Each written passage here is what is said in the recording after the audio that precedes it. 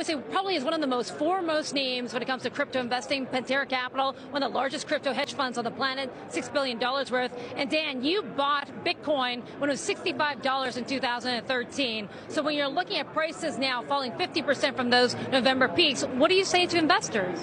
Well, so Bitcoin's on average gone up 2.5x a year for 11 years, and it's now 70% cheap to that trend line. So I think this is one of the most attractive times to buy into crypto.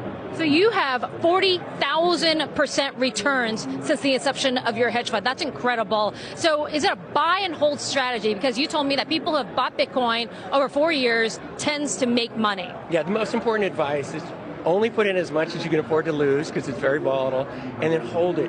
Anyone that's held Bitcoin for 4 years has made money, and if you can hold it for 10 or 20 years, I think that's where the real value is. The internet's 50 years old, and it's still creating a ton of value. Bitcoin's only 13 years old. Okay, so what should I buy? Do I buy Bitcoin? Do I buy Ethereum? What do I hold?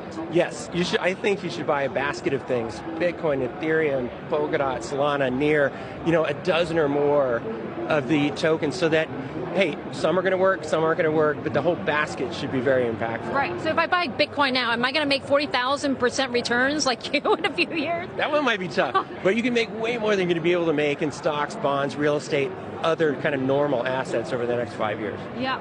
And also I should point out, Neil, that Dan actually thought that we were going to see this type of sell-off and that rates would go up to 5% from here, right? And you're saying that bonds will sell off, stocks aren't going to do well, but crypto should outperform. Yeah, so we very correctly called it at the bond market on December 4th that the bond bubble would pop.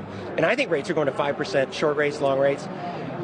But crypto got killed at the same time, which is not something we predicted, not something I think is valid. So I think over the next 6 or 12 months, I can see a world where bonds go down, stocks go down, real estate goes down, but crypto performs very well, like commodities or gold or other non-interest rate